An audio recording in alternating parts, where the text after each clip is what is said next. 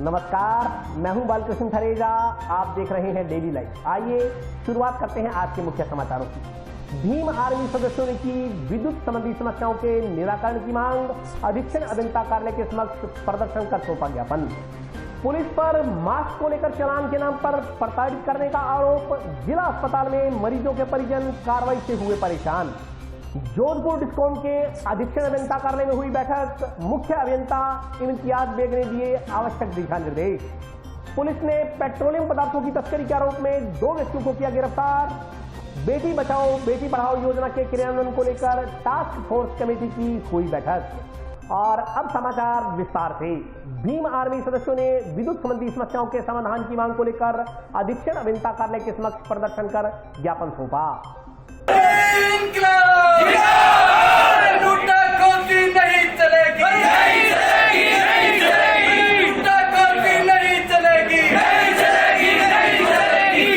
Corona संकट के चलते 6 माह के विद्युत बिल माफ करने सहित बिजली से जुड़ी 6 सूत्री मांगों के समाधान की मांग को लेकर भीम आर्मी भारत एकता मिशन सदस्यों ने शुक्रवार को जोधपुर विद्युत वितरण निगम के अधीक्षण अभियंता कार्यालय के समक्ष धरना प्रदर्शन किया। प्रदर्शन के दौरान संगठन से जुड़े लोग नारेबाजी करते हुए कार्यालय में घुस गए तथा अधीक्षण अभियंता के चैम्बर के बाहर धरना आरम्भ कर दिया। इस मौके पर भीम आर्मी एकता मिशन कार्यकर्ताओं ने कहा कि कोविड-19 के कारण लोगों का रोजगार छिन गया है, उन्हें भारी बेरोजगारी का सामना करना पड़ रहा है। ऐसी स्थिति में विद्युत निगम की ओर से लोगों को भारी भरकम बिजली के बिल भेजे जा रहे हैं जो कतई उचित नहीं है। बिल में स्थायी शुल्क, फ्यूल सरचार्ज, नगरीय उपकर, जल संरक्षण आदि के नाम पर आमजन को लूटा जा रहा है। इलाके में किसानों की फसलें पहले टिड्डी व बाद में सफेद मक्खी के प्रकोप के चलते तबाह हो गई। सरकार व विद्युत विभाग इस बात से भली भांति परिचित है कि लॉकडाउन के दौरान लोगों की आय के साधन पूर्णतः समाप्त हो गए हैं। ऐसे विकट समय में विद्युत उपभोक्ताओं को छूट दी जानी चाहिए, लेकिन हो इसके बिल्कुल विपरीत रहा है। भीम आर्मी सदस्यों ने चेतावनी दी कि अगर उनकी मांगों पर ध्यान नहीं दिया गया तो आर्मी के सदस्य पूरे राजस्थान में आंदोलन करेंगे। धरना प्रदर्शन में राजीव कुमार, मोनू, सतनाम सिंह, सुभाष लोहरा, संजय, राहुल सहित संगठन के अन्य सदस्य शामिल थे। हमने 4 सितंबर से गुगानरी और बिजली विभाग के आगे धरना दिया था। 1 साल हो गया भाई साहब, 1 साल से धरना चल रहा है। हम ज्ञापन दे दे के थक चुके हैं। इसको या रद्दी के टोकरी में डाल देते हैं यार, ये कोई मान्य नहीं है इनके लिए। तो मैं अभी ये कह रहे हैं कि चर्चा कर लो, वार्ता कर लो, बैठ के समझौता होगा। हम समझौता करने वाले नहीं हैं, हम दलाल चाटुकार नहीं, हमें माल नहीं चाहिए, हमें तो सम्मान चाहिए और सभी सुखी जीवन चाहिए सभी लोगों का।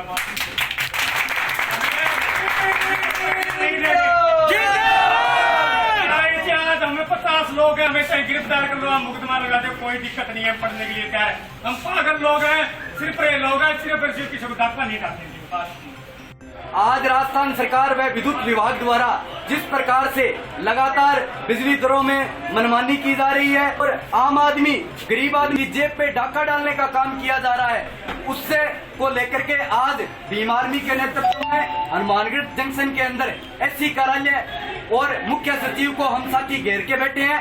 जब तक हमारी मांगे नहीं मानी जाएंगी हम यहाँ पर डटे रहेंगे। हमें जेल जाना पड़े, पुलिस से लाठियां खानी पड़े, आम आदमी की जो जायज मांग है उसके हक और अधिकार की जो जायज मांग है उसकी लड़ाई लड़ेंगे। आज मुख्य सचिव और एससी को घेर के हम सभी साथी यहाँ बैठे हैं। जब तक मांगे नहीं मानी जाएंगी हम डटे हैं, लड़ेंगे, जीतेंगे।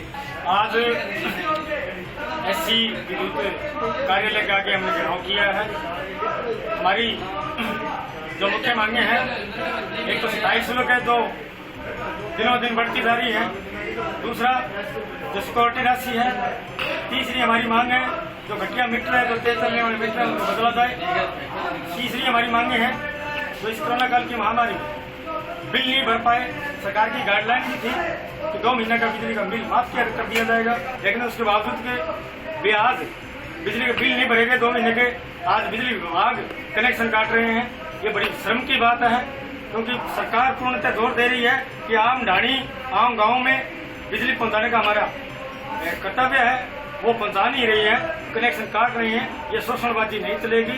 बिजली विभाग का तानाशाही रवैया है जिस तरीके से कर रहे हैं, ये बहुत निंदनीय है। मैं निंदा करता हूँ और मैं पूरे सिस्टम को ये चैलेंज करते हैं कि आज तो हम सैकड़ों साथी आए हैं, आगे आने वाले सिस्टम में हम पूरे गाँव में ढाणी तक जाएंगे और तमाम मीटर उखाड़ के और इसी जिले मुख्यालय में लाके रखेंगे, तब जाके इनको होश आएगा।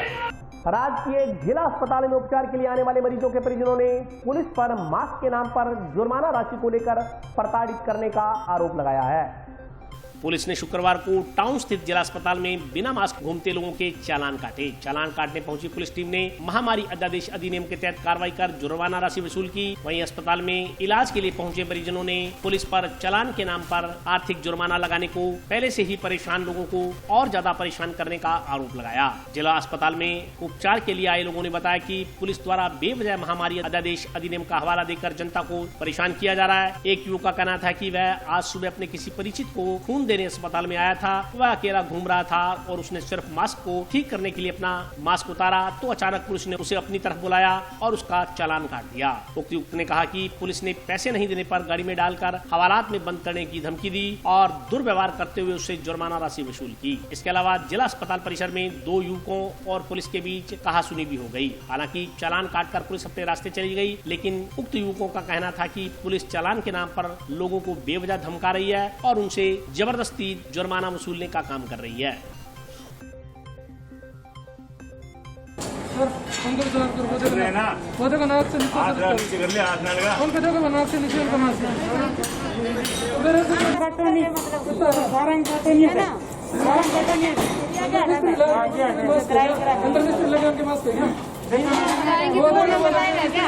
सिखाएगा क्या हमें? तो आप हम कुछ करें बताओ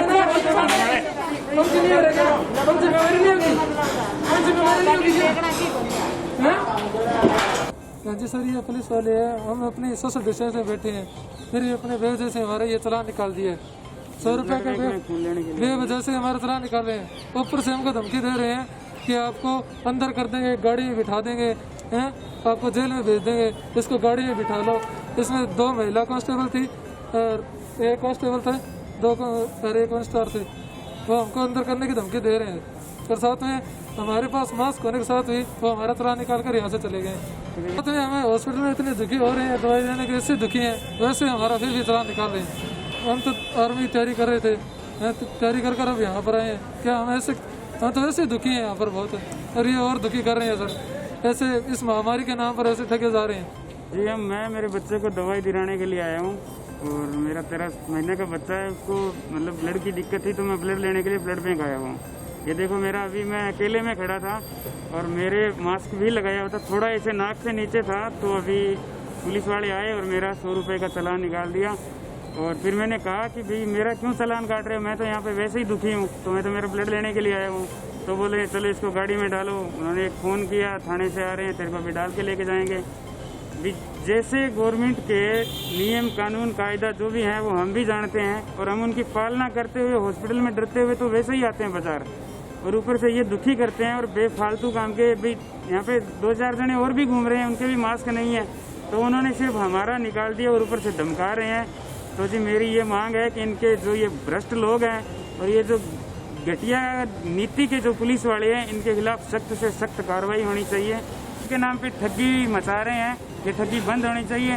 बाकी 100-200 में हमारा तो कोई फर्क नहीं पड़ने वाला। मैंने तो वैसे भी कह दिया अभी 100 का क्यों काटा है, अगर आपको भूख है तो 200-400 और भी ले लो, हमें कुछ नहीं फर्क पड़ने वाला। हम तो फिर भी अपने मजदूरी जो भी है वो कर लेंगे।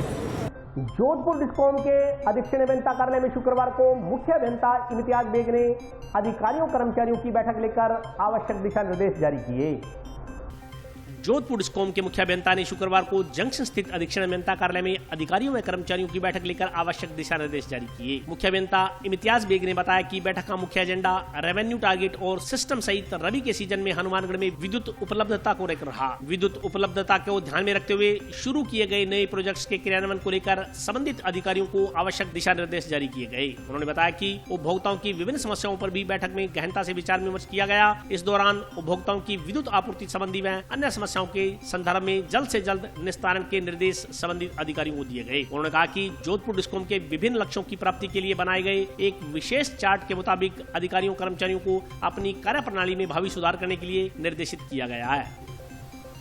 आज जो हमारी मीटिंग थी वो हमारे रेवेन्यू, हमारे एटीएनसी टारगेट और हमारे सिस्टम और आने वाली रबी की सीजन को देखते हुए हमें पूरे हनुमानगढ़ जिले में विद्युत की क्या उपलब्धता चाहिएगी, कितनी रिक्वायरमेंट चाहिएगी और उसको ध्यान में रखते हैं, उसकी पूरी प्लानिंग, नए प्रोजेक्ट जो चल रहे हैं उसके लिए मटेरियल की रिक्वायरमेंट, उसकी आपूर्ति और बिजली चीज़ें को कम करना और उपभोक्ताओं को, हमारे सम्मानीय उपभोक्ताओं को अच्छी गुणवत्ता की अनइंटरप्टेड सप्लाई देना के को ध्यान में रख के आज हमने हनुमानगढ़ सर्किल की मीटिंग रखी है और हम एक पूरा प्रपोजल बनाया, हमने एक चार्ट बनाया और उस चार्ट के हिसाब से हम चलेंगे और हम हमारे जो भी हमने टारगेट फिक्स किए हैं उसको पूरा करें। डिस्कॉम हमेशा हर साल कुछ ना कुछ नया करना चाहता है। अभी हमने मेरे जोनल लेवल पे बीकानेर पे और यहाँ पे हमारे हनुमानगढ़ लेवल पे हमने उपभोक्ताओं की समस्याओं के त्वरित समाधान के लिए, उसको सुनने के लिए, उसकी समस्या को समझने के लिए हमने एक हेल्पलाइन और एक कंट्रोल रूम का मॉनिटरिंग सेल की स्थापना की। कोई भी उपभोक्ता किसी भी समय अपनी समस्या हमारे उस कंट्रोल रूम पर, बेसिक टेलीफोन भी है, मोबाइल नंबर भी है, उस पर दर्ज करा सकता है और हम उसकी समस्या को लिखेंगे, सुनेंगे, उसको चेक करेंगे और उसको तुरंत समाधान करके उसका फीडबैक हम उस उपभोक्ता को देंगे। ऊर्जा का ये अच्छा प्रोजेक्ट है। ये था राज्य सरकार का था कि सौर ऊर्जा को लगाया जाए सरकारी स्कूलों, विद्यालय में, सरकारी ऑफिसों में। ये काम अभी थोड़ा, इसकी गति थोड़ी कम है तो इस साल जो कोरोना आ गया है महामारी और तो सारा जो बजट कंस्टेंट का मामला है, तो अगर एक सोलर प्रोजेक्ट अगर हम 1 किलोवाट का लगाते हैं तो 50 से 60,000 रुपये का उसका है और एक ऑफिस पे कम से कम हमें 7-8-10 किलोवाट का लगाने हैं। तो अभी सारा बजट की है, राज्य सरकार के जो निर्देश है कि मित्र को ध्यान में रखते हुए जो आवश्यक है सेवाएँ, जो आवश्यक वर्क है उस पर थोड़ा ध्यान दिया जाएगा। कोशिश करते हैं जितना जल्दी इस कोरोना महामारी से हम निजात पाएंगे तो हम इस पर स्थिति उठाएंगे। पुलिस ने अवैध डीजल पेट्रोल की तस्करी के आरोप में 2 व्यक्तियों को गिरफ्तार किया है। आरोपियों से करीब 200 लीटर डीजल व 50 लीटर अवैध पेट्रोल बरामद किया गया है। अवैध डीजल पेट्रोल का कारोबार करने वालों के खिलाफ कार्रवाई करते हुए 2 व्यक्तियों को गिरफ्तार किया है। दोनों आरोपी गांव चोइलावाली के नजदीक मुख्य हाईवे मार्ग पर अवैध रूप से डीजल व पेट्रोल बेचते पाए गए। इस संदर्भ में जानकारी देते हुए सीओ सिटी अतर सिंह सोनार ने बताया कि जिला प्रशासन के निर्देशानुसार जिले में हरियाणा और पंजाब से पेट्रोलियम पदार्थ लाकर यहां बेचने वालों के खिलाफ एक विशेष अभियान के तहत कार्रवाई की जा रही है। पुलिस ने पेट्रोलियम पदार्थों की तस्करी के आरोप में 22 एनडीआर निवासी विनोद कुमार व 28 एनडीआर निवासी भीमराव को गिरफ्तार किया है। दोनों आरोपियों से करीब 200 लीटर डीजल व 50 लीटर पेट्रोल बरामद किया गया है। इसके अलावा तेल मापने के उपकरण सहित डीजल पेट्रोल के जरिकन भी बरामद हुए हैं। उन्होंने बताया कि दोनों आरोपी लंबे समय से डीजल पेट्रोल की तस्करी कर रहे थे। पुलिस ने इस संदर्भ में दोनों आरोपियों के खिलाफ ईसी एक्ट के तहत मामला दर्ज किया है। मामले की जांच टाउन थाना प्रभारी रमेश माचरा कर रहे हैं। श्रीमान महानिरीक्षक पुलिस बीकानेर प्रफुल्ल कुमार जी व जिला कलेक्टर हनुमानगढ़ श्री जाकिर हुसैन साहब, पुलिस अधीक्षक हनुमानगढ़ श्रीमती दासी डोगरा डूडी के निर्देशानुसार पंजाब और हरियाणा से लाकर राजस्थान में पेट्रोल डीजल बेचने वालों के विरुद्ध कार्रवाई करने के उद्देश्य से मन उप अधीक्षक हनुमानगढ़ द्वारा आज चोइलावाली गांव में मेन रोड पे जरिए मुखबिर कार्रवाई की गई है, जिसमें अभियुक्त विनोद कुमार फुसाराम निवासी 28 एनडीआरपीएस हनुमानगढ़ टाउन, उसके वो मुख्य आम सड़क पर पेट्रोल व डीजल का विक्रय करते हुए पाया गया, जिसके कब्जे से 70 लीटर डीजल व 30 लीटर पेट्रोल व पेट्रोल बेचने के 1, 2, 5, 10 लीटर के उपकरण, ड्रम व जरीकन जब्त किए गए। इसी प्रकार 28 एनडीआर निवासी भीमराज सन ऑफ राजीराम निवासी 28 एनडीआर हनुमानगढ़ टाउन के दुकान के पास से 130 लीटर डीजल व 20 लीटर पेट्रोल व इनको पेट्रोल और डीजल बेचने के 1, 2, 5, 10 लीटर के नाप, जरीकन, ड्रम व अन्य छोटे मोटे उपकरण, छोटी छोटी बोतलों में पेट्रोल व डीजल डाला हुआ जब्त किया गया। इसी दुकान से 2 भारत गैस के सिलेंडर भी जब्त किए गए, जो उसने बेचने के लिए रखे हुए पाए गए। दोनों अभियुक्तों के खिलाफ इसी एक्ट में अभियोग दर्ज किया गया है।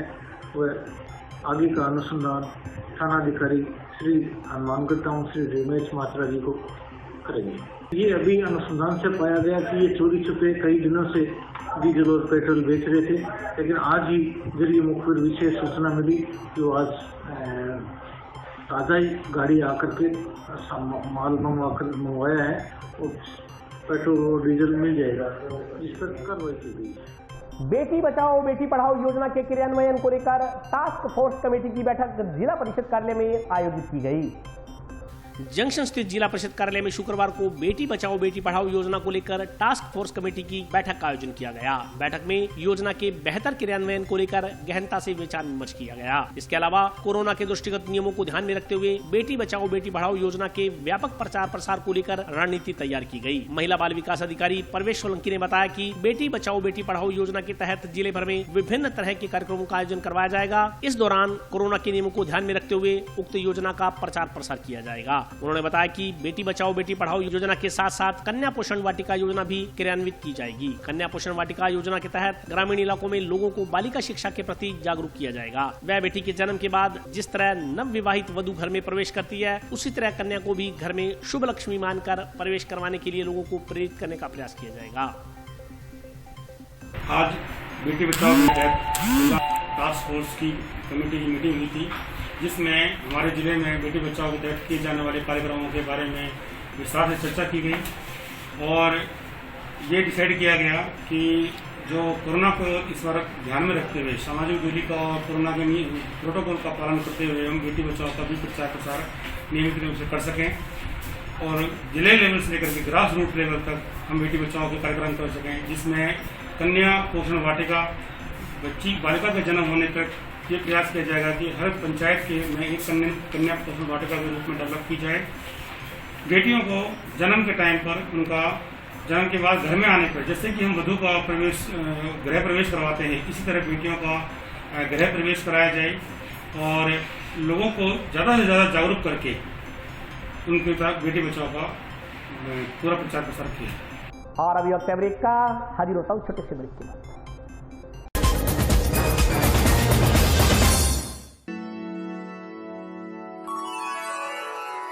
यूं तो कई बार मुझे हंसते देखा है, पर ये हंसी कुछ और है।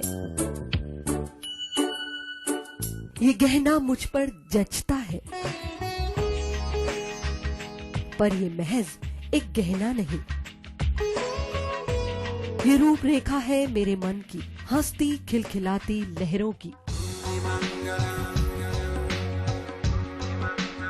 जो आतुर थी अब तक मुझ पर सजने को। इसलिए ये गहना ही मेरा सच्चा श्रृंगार है, श्रृंगार है, श्रृंगार है।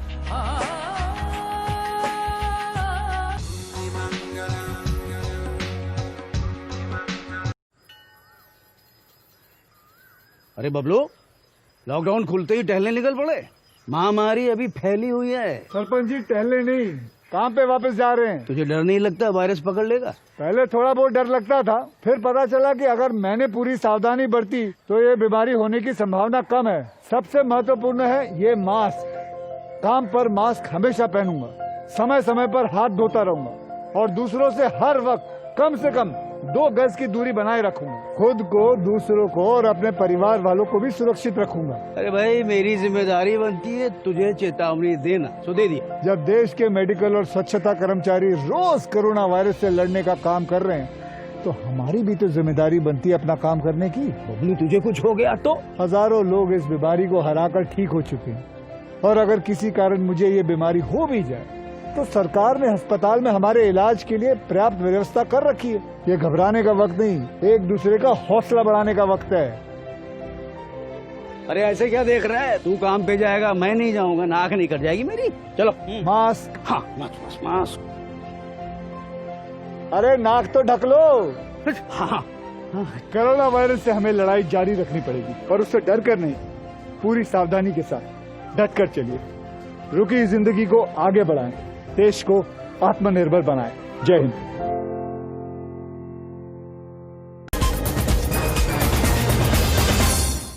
ब्रेक के बाद स्वागत है। आइए नजर डालते हैं अगले समाचारों पर। रतनपुरा गांव के राजकीय विद्यालय को पुनः हिंदी माध्यम में परिवर्तित करने की मांग को लेकर संगरिया उपखंड कार्यालय के समक्ष चल रहे धरने को एसएफआई कार्यकर्ताओं ने समर्थन दिया है। राजस्थान सरकार होश में आओ, होश में आओ, शिक्षा विभाग होश में आओ। संगरिया तहसील के गांव रतनपुरा में हिंदी से अंग्रेजी माध्यम में परिवर्तित किए गए राजकीय विद्यालय को पुनः हिंदी माध्यम में बहाल करने की मांग को लेकर ग्रामीण पिछले कुछ दिनों से संगरिया में उपखंड कार्यालय के समक्ष धरने पर बैठे हैं। ग्रामीणों का कहना है कि गांव के विद्यार्थी राजकीय हिंदी माध्यम स्कूल में शिक्षा ग्रहण कर रहे थे, लेकिन अचानक हिंदी माध्यम स्कूल को अंग्रेजी माध्यम में परिवर्तित कर दिए जाने से गाँव के विद्यार्थियों को कठिनाइयों का सामना करना पड़ रहा है। शुक्रवार को एसएफआई कार्यकर्ताओं ने ग्रामीणों के धरने को समर्थन देते हुए मांगे पूरी नहीं होने पर आंदोलन की चेतावनी दी है। वहीं इस संदर्भ में जानकारी देते हुए एसएफआई के महेंद्र शर्मा ने कहा कि गांव में केवल एक ही राजकीय विद्यालय है जिसे अचानक अंग्रेजी माध्यम में परिवर्तित कर दिया गया। ग्रामीणों ने बताया कि अंग्रेजी माध्यम स्कूल में लॉटरी के जरिए प्रवेश प्रक्रिया अमल में लाई जा रही है। इसके चलते विद्यालय में अध्ययनरत बच्चों की जबरदस्ती टीसी काटी जा रही है। उन्होंने कहा कि उक्त स्कूल को पुनः हिंदी माध्यम में परिवर्तित किया जाए, अन्यथा एसएफआई ग्रामीणों के साथ मिलकर आंदोलन करेगी। मेरे टावरा की टीसी काट दी, मेरा ऑपरेशन मेरे पीसा को नहीं है, अब मैं कटूंगा न पढ़ाऊँ, अब इंग्लिश आवे को नहीं आने, हिंदी में पढ़ना तो है।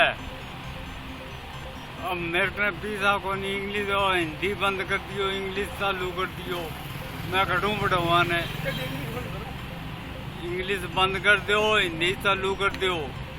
हमारा तो स्कूल है हिंदी, तो हिंदी रखियो से इंग्लिश मीडियम क्यों बना हुआ है? गरीबा का टाबर कटे पड़ेगा ना, पीछे न पूरा वहाँ ना टाबर कटे कर ले, तो ही वास्ते वही रखियो से। गांव में हिंदी मीडियम स्कूल 12वीं तक था, पर बच्चों पढ़ रहे थे, बच्चा स्वाया को नहीं पढ़ता ने, गरीबा का बच्चा है। कांग्रेस सरकार ने क्या काम किया? काम है वो करियो कांग्रेस सरकार ने, लियागे एक तोहफो छोड़ दियो जो क्या गरीब रुल गया। गरीबा का कोई भी चीज को असर को नहीं, सर पर सर है। तो मान लो कांग्रेस सरकार ने वोट गरीबा का तो मिल रही है, और कांग्रेस सरकार ही बांगी जड़ बढ़ने लग रही है। तो आ किसे वेद में लिखी है जी बच्चा कटे जावे? कांग्रेस के सरकार के, कांग्रेस की सरकार बिंगा माँ बच्चा रुल गया तो गहलोत साहब ने आंख उगाड़नी चाहिए भी वोट तन कण दिया, वोट तन कण गरीबा दिया, तने जाटा दिया, और तू बा गरीबा और बांगा पग बाढ़ गए, और हिंदी मीडियम खो गए, और तू इंग्लिश मीडियम बनावे। इंग्लिश मीडियम में बच्चा नहीं पढ़ सकता कदी, वह तो हिंदी में पढ़ेगा। हमारे गांव में हिंदी मीडियम स्कूल लेके रहेंगे। आपकी सरकार में हम तो बात उठाएंगे आप तक, और हमारी बात सुने तो गहलोत सरकार सुनेगी। और ये गहलोत साहब, आपने ये हिंदी मीडियम स्कूल नहीं रखा तो हमने वोट नहीं देंगे कांग्रेस सरकार को, ये सोच लेना। मुंह जबान बंद कर देंगे, गांव में घुसने नहीं देंगे कांग्रेसियों को। क्या बात समझते हो? गरीबा का बच्चे रुल गए, गरीबा का बच्चा दिहाड़ी जानिया का बच्चा नहीं पढ़ा सकता। ये तो एक पूंजी सरकार ने वो पूंजिया का है स्कूल, जगह स्कूल में गरीब बच्चियां पढ़ रही थी, वह कहाँ जाए? अब मैंने ऐसे बताओ 9वीं का कर दिया, 10वीं का, ये नहीं चलेगी। हमारा तो हिंदी मीडियम स्कूल लेंगे रहेंगे, ये आप सोच लेना। आज तक हमने 18वां दिन है, ये दरिया पर बैठे है भूखे तीसे। हमारे बुजुर्ग नरमा हमारा सरकार ने कोई गौर नहीं करी है, नरमा बढ़ गया जिम्मेदारा ने। ये कोरोना आ गई, ये कोरोना तो लेके बैठ गई लोगों को, और हमारे ऊपर ये और सरकार ने हमारा स्कूल कोई चाल रहा, गरीबा का बच्चा पढ़ रहा, वो बच्चा को वैसे बिगाड़ दिया। तो आज में हम तो आई लास्ट मांग, हाँ नहीं तो हम धरना नहीं छोड़ेंगे। आपके खिलाफ दिल्ली तक आज जा सकते हैं, आपके खिलाफ जयपुर जा सकते हैं। आज लगातार 19 दिन से संगरिया तहसील के गांव रतनपुरा के ग्रामीण 19 दिन से इस भयंकर गर्मी के अंदर बैठे हैं। हम राजस्थान सरकार से मांग करना चाहते हैं, जिस तरीके से हिंदी स्कूल को कुचल करके अंग्रेजी स्कूल खोलना, ये विद्यार्थी हित में फैसला सही नहीं है। ये अभिभावक लगातार 19 दिन से बैठे हैं। गहलोत सरकार से हम कहना चाहते हैं कि जिस तरीके से आप गरीबों की शिक्षा पर जो हमला किया, ये विद्यार्थी लगातार अब कृषि काट रहे हैं। ये स्कूल के विद्यार्थी, हिंदी मीडियम के विद्यार्थी अब कहाँ जाएंगे, क्योंकि इनके बड़ा स्कूल सरकारी नजदीक नहीं है। इसलिए हम सरकार से मांग करना चाहते हैं कि इनका स्कूल हिंदी मीडियम को वापस हिंदी मीडियम रखी जाए। इनकी मांग है कि हम अंग्रेजी स्कूल का विरोध नहीं कर रहे हैं, हम इस बात का विरोध कर रहे हैं कि जो हिंदी मीडियम के आड़ में जो अंग्रेजी मीडियम स्कूल खोल रहे हो, ये सबसे खतरनाक है। हम एसएफआई आज आकर के समर्थन दिया है कि जल्द समय में रखकर के इनकी बात नहीं मानी तो पूरे हनुमानगढ़ जिले का विद्यार्थी संगठन ग्रामीणों के साथ, इन अभिभावकों के साथ और गहलोत सरकार की हम जोर से लड़ाई लड़ करके इन वापस मांगों को स्वीकार करवाएंगे। जब तक हमारी बात नहीं मानी तो बड़ा आंदोलन करेंगे। यूथ इंटक कर्मचारियों ने शुक्रवार को जोधपुर डिस्कॉम के मुख्य अभियंता को ज्ञापन देकर कर्मचारियों से जुड़ी समस्याओं को दूर करने की मांग की है।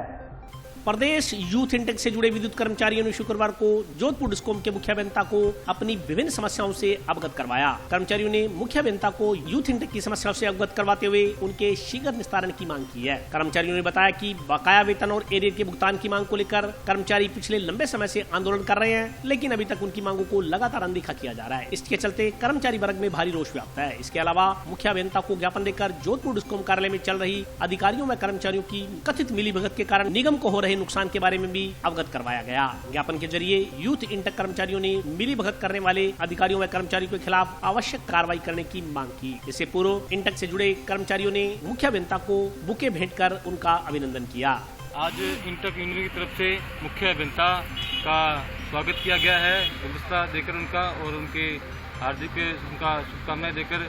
इसके साथ साथ हनुमानगढ़ में जो कुछ कर्मचारियों और अधिकारियों द्वारा आए दिन निगम को नुकसान पहुंचाया जा रहा है और निगम की प्रणाली को दांव पर लगाकर गलत तरीके से काम किया जा रहा है, जो निगम के नियमों के खिलाफ है, जिसकी मांग को लेकर आज ज्ञापन दिया है। कर्मचारी एकत्रित होकर आए थे और इंटक यूनियन के माध्यम से हमने वो चीफ साहब को ज्ञापन सौंपा है ताकि इस पर सख्त से सख्त कार्रवाई हो। इसके अलावा हमने चीफ साहब से निवेदन किया है कि आए दिन जो कार्यालय की मर्यादा तार तार करके जो धरने और प्रदर्शन होते हैं उस पर रोक लगाई जाए और असमाजिक तत्वों पर सख्त कार्रवाई की जाए। इसके लिए हम निगम के साथ में खड़े हैं। टाउन की चुंगी नंबर 6 के नजदीक बने अंडरपास के खराब पड़े ड्रेनिंग सिस्टम के कारण पानी निकासी को लेकर खासी दिक्कतें दरपेश आ रही हैं। स्थानीय लोगों ने वाटर ड्रेनिंग सिस्टम को दुरुस्त करवाने की मांग की है। टाउन में 6 नंबर चुंगी पर बने अंडरपास का ड्रेनिंग सिस्टम काफी लंबे समय से खराब पड़ा है। ऐसे में अंडरपास में जल भराव होने पर अंडरपास का रास्ता कई दिनों के लिए अस्थायी रूप से बंद हो जाता है। अंडरपास निर्माण के साथ ही इसमें पानी निकासी के लिए ड्रेन हार्वेस्टिंग सिस्टम लगवाया गया था, जो फिलहाल खराब पड़ा है। लंबे समय से खराब पड़े वाटर ड्रेनिंग सिस्टम का मुआयना करने कोई भी विभागीय अधिकारी अब तक यहाँ नहीं पहुँचा है। स्थानीय लोगों का कहना है कि RUB के पास बना नाला ओवरफ्लो होकर बहने लगता है, जिसका पानी कई बार अंडरपास में चला जाता है। वहीं बरसात होने के बाद जल भराव की स्थिति में वाहन तो दूर की बात, कोई व्यक्ति पैदल भी RUB के रास्ते पर नहीं जा सकता। पुल बने अभी केवल 1-1.5 साल का समय ही बीता है, लेकिन अभी से ही वाटर ड्रेनिंग सिस्टम की पोल खुलनी शुरू हो गई है। लोगों का कहना है कि पुल के रखरखाव के लिए उचित व्यवस्थाएं नहीं की गई। इसके चलते पुल के शेड पर लाइटें भी लंबे समय से खराब पड़ी हैं, जिनको अभी तक ठीक नहीं करवाया गया है। स्थानीय लोगों ने अंडरपास के वाटर ड्रेनिंग सिस्टम को जल्द से जल्द दुरुस्त करवाने की मांग की है। अंडरपास के अंदर पानी भर जाता है, बारिश आती है तब 6-7 फुट अंदर कोई खाली भी नहीं, ट्रैफिक तो जाने का मतलब ही नहीं है। कुछ अंदर मोटरसाइकिल या कार डूब जाएगी, आदमी भी नहीं जा सकता। इसमें बहुत सी सारा दिन फुल चलता है, तो रात के 11 बजे तक फुल चलता है। सुबह से लेके सुबह 6 बजे से लेकर रात के 11 बजे तक चलता है। जाते हैं इसी के अंदर से लोग जाते हैं, कोई ओपन तक जाता है, दूसरी लाइनों के ऊपर से भी लोग निकल जाते हैं, कई अंदर से कई बारी गुड़ियाँ अड़ जाती हैं। है तो कम ही रास्ता सकरा है, यानी कि दरारें तो अभी तो नहीं आई है, अभी तो नया बना है, दरारें नहीं होंगी। तब तो समस्या रोज लाइनों से ही गुजरना पड़ता था, तो समस्या ये थी। अब तो वैसे ठीक है, जो ट्रैफिक तो मोटरसाइकिल वगैरह, कार, जीप, ट्रैक्टर, ट्राली वगैरह अंदर के सब पार हो जाते हैं, चलेगा। और यहाँ 6 नंबर चुंगी पे ये पुलिया बनाया हुआ है, तो इसमें कई बार क्या होता है कि बरसात में पानी इकट्ठा हो जाता है, और ऊपर तक पानी आ जाता है, 6 फुट से भी ज़्यादा पानी इकट्ठा हो जाता है यहाँ पे। तो साधन वगैरह जाने की मतलब व्यवस्था नहीं है। तो कुछ छोटे साधन होते हैं वो उनको ऊपर से जाना पड़ता है। उधर एक नया पुलिया बनाया है, उसमें भी यही दिक्कत से परेशानी आ रही है। वहाँ फाटक बंद कर दिया, फाटक की वजह से और ज़्यादा दिक्कत आ रही है। यही मानते हैं कि यहाँ पानी की निकासी की सही व्यवस्था करनी चाहिए। पीछे वो टंकी बना रखी है इन्होंने, वो टंकी में पानी मतलब निकासी के लिए बनाई है वो टंकी, लेकिन वहाँ से पानी निकासी सही से हो नहीं रही अभी तक तो। और जब भी पानी इकट्ठा भी हो जाता है तो 2-3 दिन बाद में वो पानी नगर पालिका वाले आते हैं, यहाँ वो ट्यूबवेल वगैरह वो सिस्टम लगा के उसके बाद में पानी साफ करते हैं। तो बस यही कहना चाहते हैं कि पानी की निकासी की व्यवस्था सही हो जाए। बस पानी निकासी को लेकर यहाँ पे काफ़ी दिक्कतें आ रही है। 2-3 दिन बरसात आती है तो 2-3 दिन तक पानी इकट्ठा हो जाता है यहाँ तक, और पानी निकलता नहीं है। यहाँ पे जो बनाया गया था पानी निकालने के लिए, लेकिन वो बंद हो जाता है, उसको खोलने के लिए प्रशासन आता नहीं है। और जब आता है तो कभी कभी पानी इसके अंदर भरा रहता है, और जो नागरिक है, जो पब्लिक है, उनको बहुत दिक्कत आती रहती है। इनमें आने जाने में काफ़ी परेशानी होती है। और कभी ये लाइटें जो फ्यूज़ हो जाती हैं तो उनको कभी देखते नहीं हैं ऐसे। इस करके इस तरीके की हमारे साथ परेशानी आती रहती है। प्रशासन से ये मांग करते हैं कि जल्दी से जल्दी सुविधा वो किया जाए, मरम्मत की जाए ढंग से, यानी पब्लिक को कोई दिक्कत ना आए। जिला अस्पताल में कैंसर बीमारी के उपचार के लिए आने वाले मरीजों ने अस्पताल प्रबंधन से चिकित्सा सुविधाओं को बेहतर बनाने की मांग की है। जिला अस्पताल में इलाज करवाने आए एक कैंसर रोगी के परिजनों को कैंसर की दवा उपलब्ध नहीं होने पर इधर उधर मजबूरन भटकना पड़ा। गांव धोलीपाल से अपने वृद्ध पिता का इलाज करवाने आए प्रमोदनाथ नामक व्यक्ति ने बताया कि उसके पिता कैंसर रोग से पीड़ित हैं। जिला अस्पताल में पहले से ही उनका इलाज चल रहा है। जिला अस्पताल में चिकित्सकों ने परामर्श पर्ची पर इंजेक्शन लिख कर दे दिया। जब उन्होंने अस्पताल से पता किया तो अस्पताल के नुमाइंदों का कहना था कि यह इंजेक्शन अस्पताल में उपलब्ध नहीं है तथा बाजार मेडिकल स्टोर पर ही मिलेगा और आपको वहीं से खरीदना पड़ेगा। पीड़ित प्रमोदनाथ का कहना है कि जिला अस्पताल में दवा की उपलब्धता नहीं होने पर मजबूरन उसे बाहर के किसी निजी दवा विक्रेता से उक्त इंजेक्शन महंगे रेटों पर खरीदना पड़ा। उन्होंने बताया कि उक्त इंजेक्शन की कीमत 3600 रुपए है। प्रमोदनाथ का कहना है कि गरीब व्यक्ति सस्ती और सुलभ चिकित्सा सुविधा के लिए जिला अस्पताल में इलाज करवाने आता है, लेकिन जिला अस्पताल की व्यवस्थाओं के चलते मरीजों को खासी परेशानियों का सामना करना पड़ रहा है। प्रमोदनाथ ने अस्पताल प्रबंधन से चिकित्सा सुविधाओं को बेहतर बनाने की मांग की है। मैं मेरे पापा को लेकर आया था कैंसर के सर, तो उन्होंने बोला कि इंजेक्शन है नहीं हमारे पास, क्या पास ही मेडिकल से ले आओ। मैं तो बाहर मेडिकल से ले आए तो ये आपके पास आते हैं, कहाँ जाते हैं वो, क्या बाहर है। तो मैंने उन्होंने कहाँ से लाऊँ, कि मेडिकल है तो ट्रैफिक थाने के पास, उनके पास जाओ। मेरे को आपको कैसे पता, हमें पता है। तो हमें पता है, इसका मतलब हो गया इन्होंने बेचा है उनको, यानी जनता की सेवा ऐसी होती है क्या। तो मेरे पापा को इंजेक्शन लगाने लो, अब कह रहे हैं कि बीकानेर ला। मैं उनको गणेश से पूछा कितने का इंजेक्शन, क्या 3,500 का इंजेक्शन है, कहाँ से लाए हम 3,500 रुपये। तो यहाँ से चलता है और बीकानेर एक यहाँ से यहीं से मिली थी सेम दवाइयाँ, क्या है नहीं क्या, तो मेडिकल से ले लो मिल जाएगा क्या। तो डिमांड कर रहे हैं कि मतलब सेवा होनी चाहिए, कि इंजेक्शन लगाना चाहिए मेरे पापा के। हॉस्पिटल के बारे में ये है कि हालात तो देख ही रहे हो आप, कि क्या हो सकता है। और आज के लिए बस इतना ही। कल फिर हाजिर होता हूं नए समाचारों के साथ, तब तक के लिए नमस्कार।